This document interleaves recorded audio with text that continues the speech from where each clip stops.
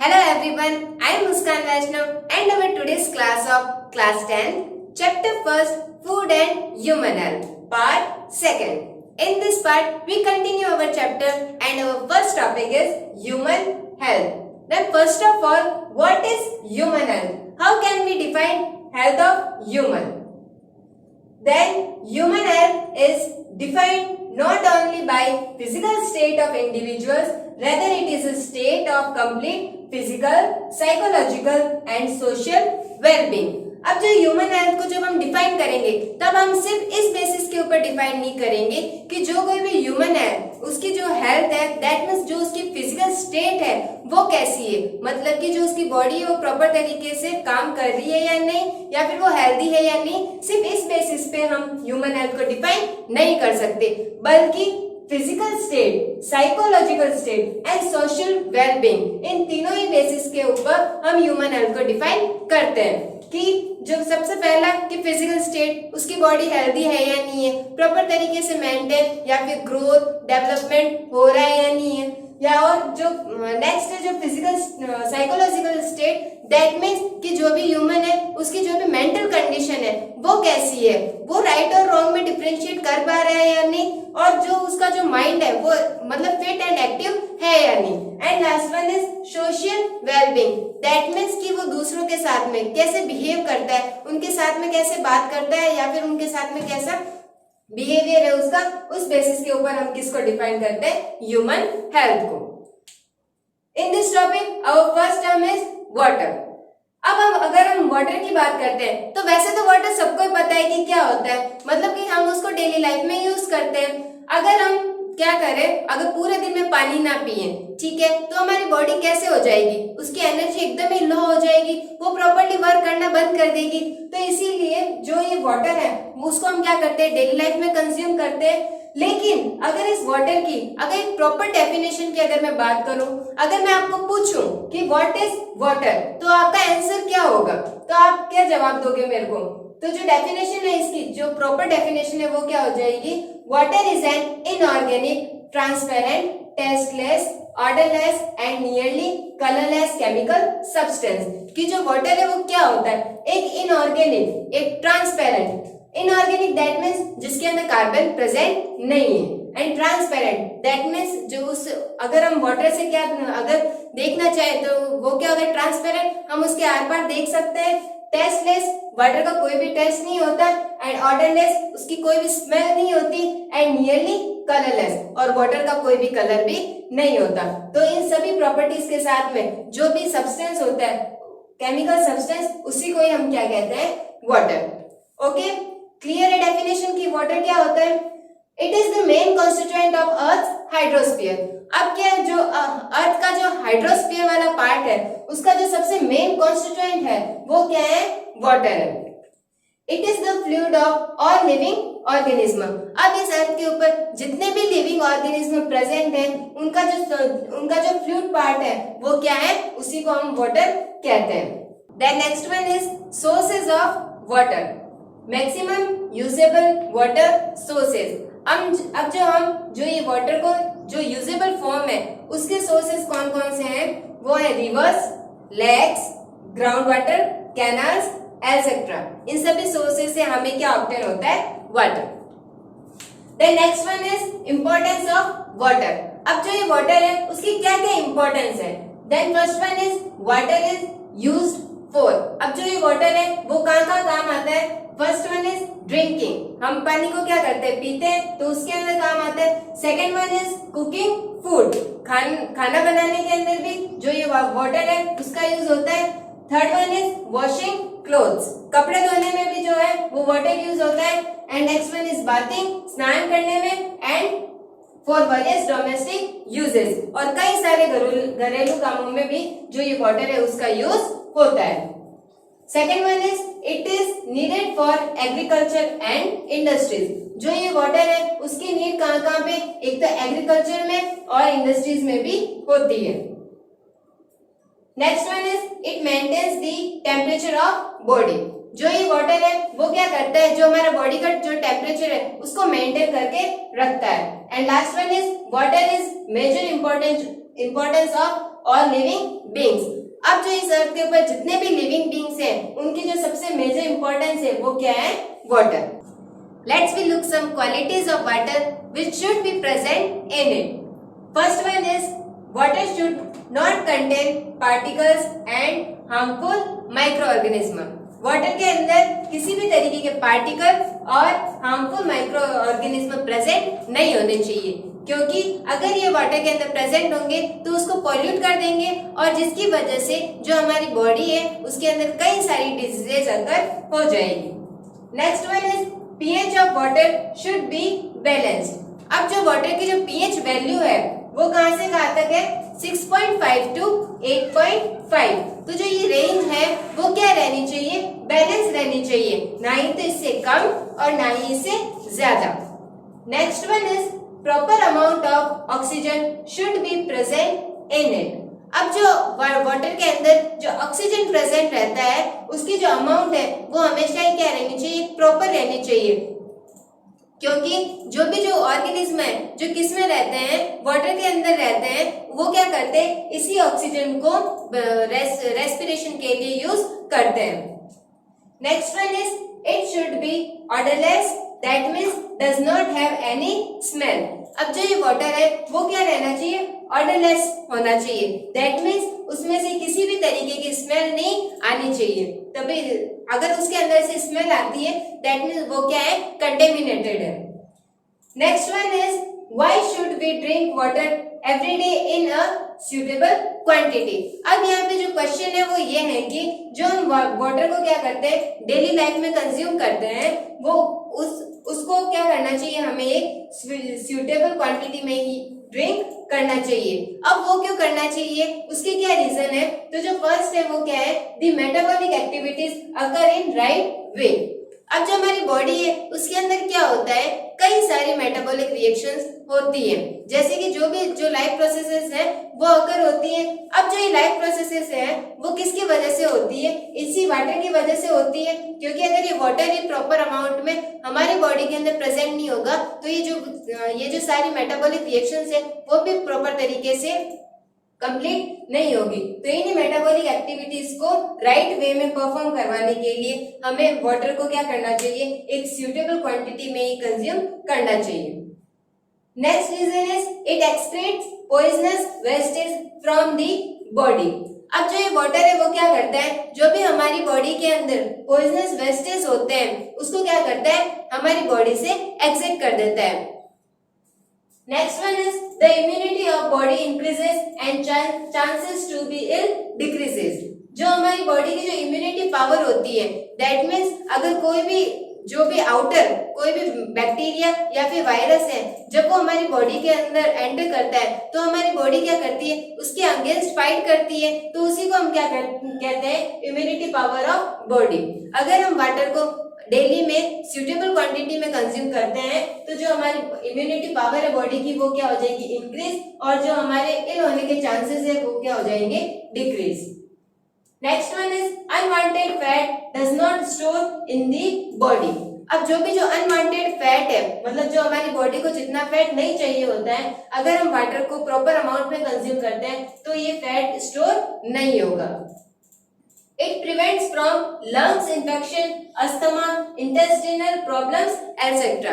अब जो ये वाटर है वो हमें किससे प्रिवेंट करते हैं? जो भी लंग्स के रिलेटेड इन्फेक्शंस है उनसे, अस्थमा से, और जो भी इंटेस्टिनल प्रॉब्लम्स है उनसे हमें प्रिवेंट करता है। It also prevents from stone formation in our body. अब जो हमारे किडनी के अंदर स्टोन का फॉर्मेशन होता है अगर हम डेली लाइफ में वाटर को सुटेबल क्वांटिटी में कंज्यूम करते हैं तो जो ये स्टोन फॉर्मेशन की जो प्रॉब्लम है उससे भी जो हमारी बॉडी है वो क्या रहती है? प्रिवेंट रहती है।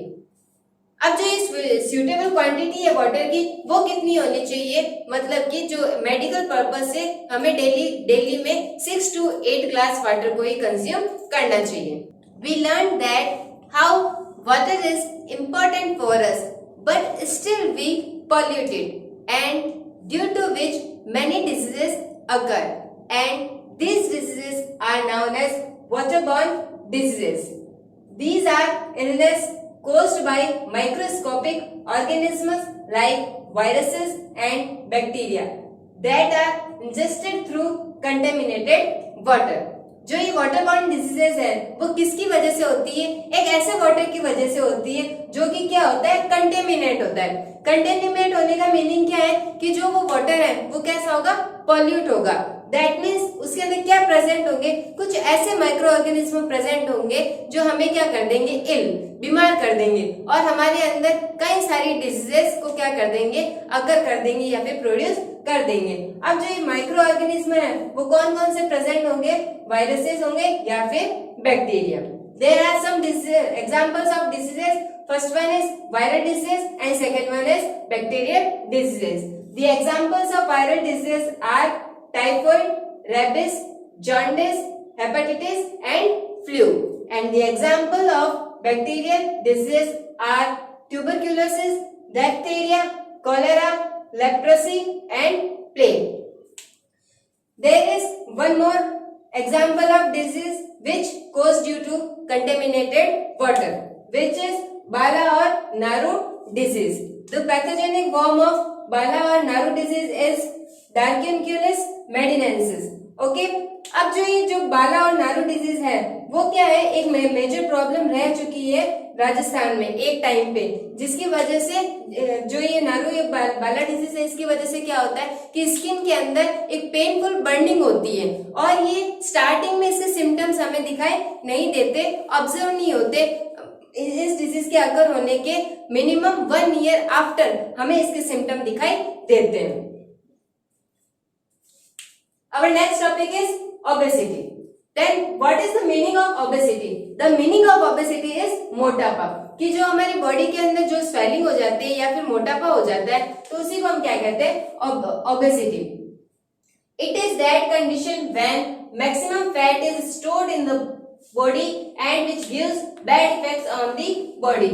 जो ये obesity है वो बॉडी की वो कंडीशन है जिस टाइम पे बॉडी में क्या होता है? मैक्सिमम फैट स्टोर हो जाता है और यही मैक्सिमम जो फैट जो स्टोर होता है वो हमारी बॉडी के ऊपर क्या इफेक्ट डालता है? एक बैड इफेक्ट डालता है और हमारी बॉडी के अंदर कई सारी डिजीजेस को प्रोड्यूस कर देता है।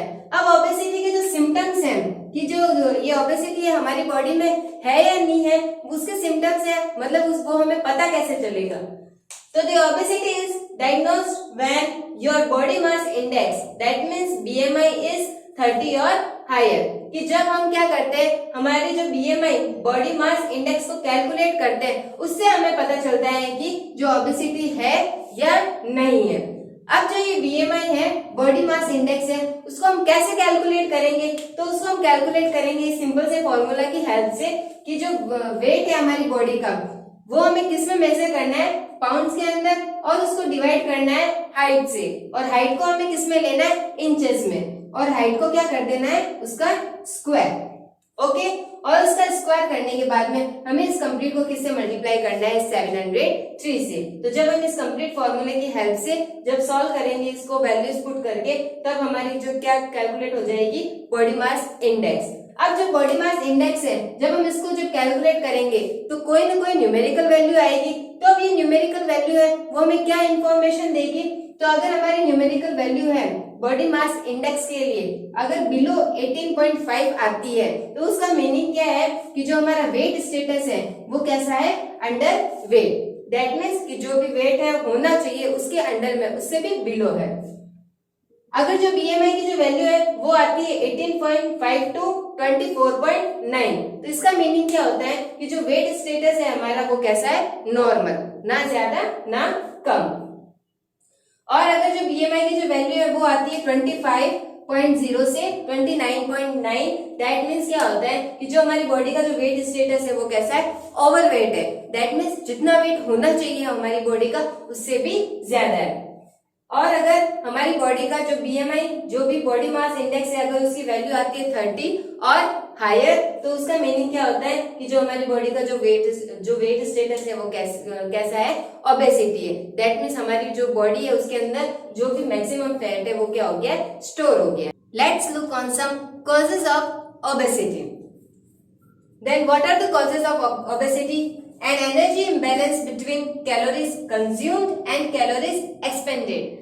अब जो हम जो कैलोरीज जो भी कंज्यूम करते हैं और जो कैलोरी को क्या करते हैं, एक्सपेंड, खर्च करते हैं, उन दोनों के अंदर क्या हो जाता है, अगर इम्बैलेंस हो जाता है तो तब उसी के कारण से हमारी बॉडी के अंदर क्या अकर होता है, ओबेसिटी।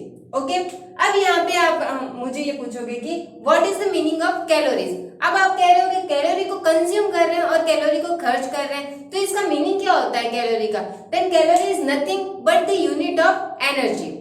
ये जो एनर्जी होती है जो हमें किससे ऑब्टेन होती है, फूड से, उसी की यूनिट होती है कैलोरी। जो कैलोरी से ही हमें पता चलता है कि कितनी एनर्जी को हमने गेन किया और कितनी एनर्जी को हमने एक्सपेंड किया। Calories consume per day by human should be 1600 to 2400। एक दिन में एक जो वुमेन है उसके द्वारा कितनी कैलोरी को कंज्यूम करना चाहिए, 1600 to 2400, and for man 2000 to 3000। Other causes of obesity are an increased intake of energy dense foods। अब हम अगर क्या करते हैं कि ऐसे फूड को कंज्यूम करना इंक्रीज कर देते हैं जिनके अंदर क्या प्रेजेंट होती है, एनर्जी सबसे ज्यादा प्रेजेंट होती है। दैट मीन्स जिसके अंदर क्या प्रेजेंट होता है, फैट प्रेजेंट होता है। जैसे कि जो भी जो शुगर जैसी जो भी है फूड है और जो भी ऑयली सब्सटेंसेस हैं उनसे उनके अंदर क्या प्रेजेंट होता है, ज्यादा एनर्जी प्रेजेंट होती है। दैट मीन्स ज्यादा फैट होता है जिसकी वजह से हमें क्या हो सकती है, obesity. Other reason is an increase in physical inactivity. अगर हमारी बॉडी के अंदर क्या है, फिजिकल इनएक्टिविटी इंक्रीज हो जाए, दैट मीन्स कि अगर हम डेली एक्सरसाइज ना करें, योगा ना करें, कोई भी काम ना करें, तो जो उसके कारण भी हमारी बॉडी के अंदर क्या इंक्रीज हो सकती है, ओबेसिटी इंक्रीज हो सकती है। Now how can obesity be reduced. अब हम जो ये ओबेसिटी हो रही है अब उसको हम रिड्यूस कैसे कर सकते हैं। Then first one is limit energy intake from total fats and sugars. अब हम जो भी फैट और शुगर को कंज्यूम करते हैं, इनटेक करते हैं, उसके ऊपर हमें क्या लगाना है, लिमिट। दैट मीन इन सभी फूड सब्सटेंसेस को हम एक लिमिट के अंदर ही इनटेक करें। Second one is increase in consumption of fruit and vegetables. हमें किनका कंजप्शन इंक्रीज कर देना चाहिए, फ्रूट्स एंड वेजिटेबल्स का। Engage in regular physical activity, और हमें एक जो रेगुलर फिजिकल एक्टिविटी है जैसे कि एक्सरसाइज, योगा और कोई भी वर्क, वॉकिंग, ये इन सभी को क्या कर देना चाहिए, रेगुलर, ताकि जो हमारी बॉडी है उसके अंदर क्या ना इंक्रीज हो, ओबेसिटी इंक्रीज ना हो।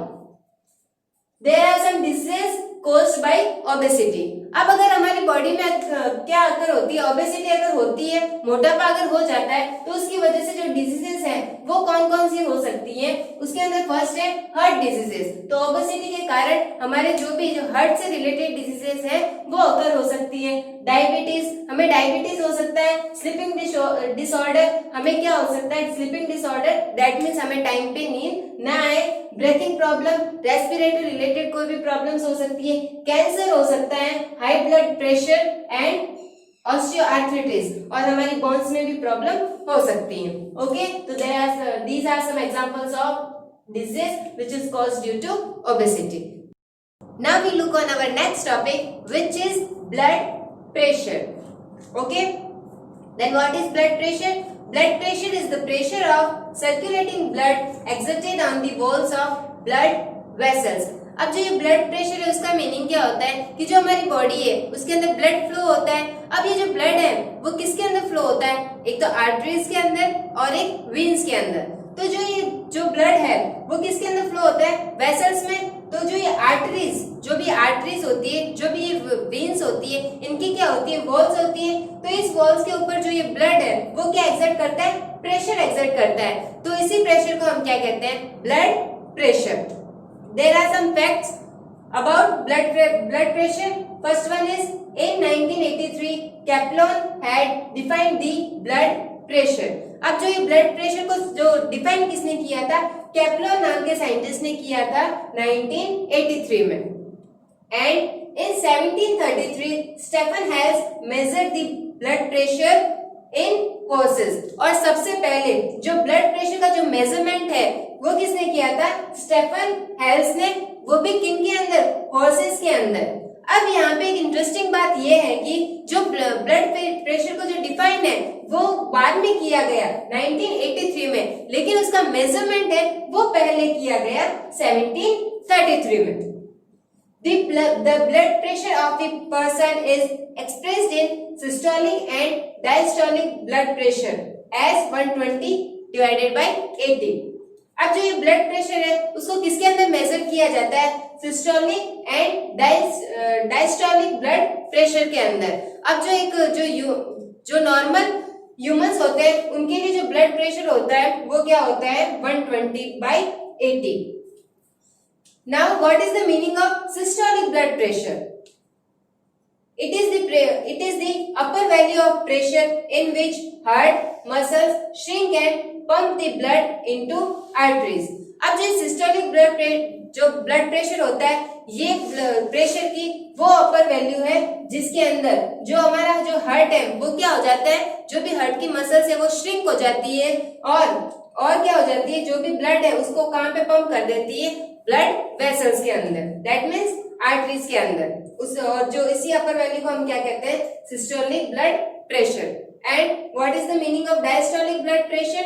It is the lower value of pressure when after shrinking heart muscles are in relaxed position। अब जब जो हार्ट जो श्रिंक होता है बाद में किस में आ जाता है? रिलैक्स पोजीशन में। तो उस टाइम के ऊपर जो लोअर वैल्यू होती है प्रेशर की उसी को ही हम क्या कहते हैं? Diastolic blood pressure. For normal human, अब किसी भी नॉर्मल ह्यूमन के लिए जो सिस्टोलिक ब्लड प्रेशर है उसकी रेंज कहां से कहां तक होनी चाहिए? From 90 to 120 mm of Hg। और जो डायस्टोलिक ब्लड प्रेशर है उसकी वैल्यू कहां से कहां तक होनी चाहिए? 60 to 80 mm of Hg। The instrument which is used to measure the blood pressure is known as sphygmomanometer। जो इंस्ट्रूमेंट हम ब्लड प्रेशर को मेजर करने के लिए यूज करते हैं उसको हम क्या कहते हैं? Sphygmomanometer. Now we come on our next topic, next term which is low blood pressure. अब अगर हम कहते हैं कि जो हमारा ब्लड प्रेशर है वो कैसा है? लो है, तो उसका मीनिंग क्या होता है? The pressure when arteries and other blood vessels exhibit the sign of low flow of blood। तो जब हमारी बॉडी के अंदर जो ब्लड है वो फ्लो होता है तो उसकी रेट क्या हो जाती है? लो हो जाती है। तब उस टाइम पे जो प्रेशर एक्सिबिट होता है आर्टरीज या फिर किसी भी ब्लड वेसल्स की वॉल्स पे उस प्रेशर को हम क्या कहते हैं? लो blood pressure. And just opposite high blood pressure, a condition in which the force of the blood against the artery walls is too high। और जब जो ब्लड फ्लो होता है तो वो क्या करता है? जो प्रेशर एक्सर्ट करता है आर्टरीज की वॉल्स के ऊपर, तो वो जो प्रेशर है अगर क्या हो? बहुत ही ज्यादा हाई हो, तब हम उस कंडीशन को क्या कहेंगे? High blood pressure. जब हमारी बॉडी में लो प्रेशर की कंडीशन होती है तब जो भी फ्लो होता है हमारी बॉडी के अंदर वो सभी ऑर्गन्स के पास में नहीं ट्रांसफॉर्म हो पाता है, जिस वजह से जो भी हमारे जो ऑर्गन्स के जो फंक्शंस है वो प्रॉपर तरीके से नहीं हो पाते। और जब भी हमारी बॉडी के अंदर हाई ब्लड प्रेशर की प्रॉब्लम होती है तब हमारे अंदर एंग्जाइटी और एंगर और कंफ्यूजन क्रिएट होता है, जिस वजह से जो हमारा जो फंक्शन है ब्रेन का वो प्रॉपर तरीके से नहीं हो पाता है। अब जो प्रॉब्लम्स थी ब्लड प्रेशर की वजह से या फिर जो भी डिसीजेस है जो ब्लड प्रेशर की वजह से होती है उन सभी से हमें बचने के लिए हमें क्या करना चाहिए? डेली फ्रेश फ्रूट्स को ही कंज्यूम करना चाहिए। हमें सील पैक वेजिटेबल्स या फिर सील पैक जो भी फूड आइटम्स है उन्हीं को ही कंज्यूम करना चाहिए। हमें डेली एक्सरसाइज, योगा, मेडिटेशन करना चाहिए और हमें अल्कोहल और कोई भी जो भी इंटॉक्सिकेंट मटेरियल्स है उन सब का यूज नहीं करना चाहिए।